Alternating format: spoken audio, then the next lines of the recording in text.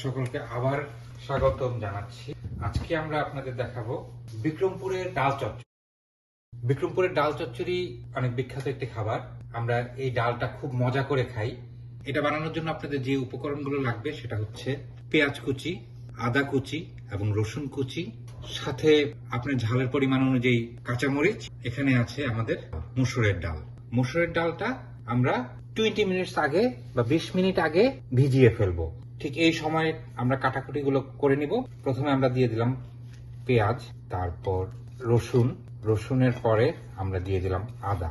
পেঁয়াজ, আদা, রসুন খুব সিম্পল জিনিসে এই ডাল চচ্চড়িটা হয় এবং একবার খেলে আপনার বারবার খেতে মন চাইবে। তারপর দিয়ে দিলাম আমরা কাঁচামরিচ। পেঁয়াজ, আদা, রসুন দেওয়ার পরে আমরা এখানে দিব একটু হলুদের গুঁড়া, আধা চামচ পরিমাণে হলুদের গুঁড়া। ঝালের পরিমাণ অনুযায়ী কাঁচামরিচে যদি আনাপ ঝাল না হয় তাহলে আপনি একটু গুঁড়া মরিচ দিয়ে দিবেন। হাফ টেবিল স্পুনের চেয়ে কম পরিমাণে জিরা দিয়ে দিবেন। এরপরে আপনি দিয়ে দিবেন পরিমাণ মতো তেল। এখানে তেলের পরিমাণটা একটু বেশি দিতে হয়। সাথে আপনার পরিমাণ মতো লবণ, সামান্য পরিমাণে পানি দিয়ে আপনি ভালো করে এই জিনিসগুলোকে কচলিয়ে মাখিয়ে নিন। উফ, ঘ্রাণ এখনই বেড়ে চলে আসছে। আপনার মনে হবে যে এখনই মনে হয় একটু চেখে দেখি যে কিরকম লাগে।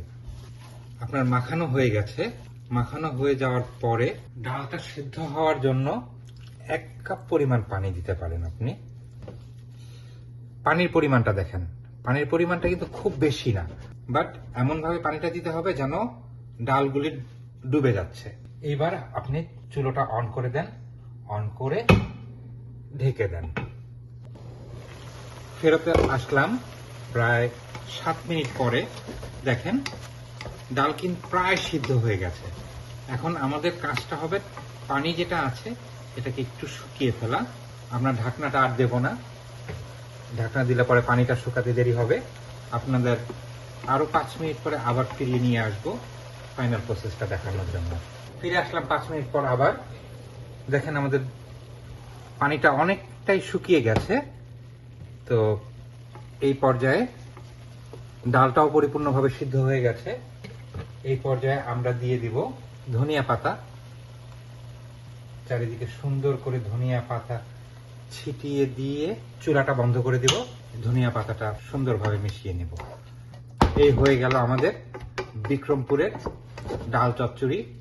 খেয়ে দেখবেন, যদি ভালো লাগে আমাদের চ্যানেলটা সাবস্ক্রাইব করবেন এবং শেয়ার করবেন। ধন্যবাদ সকলকে।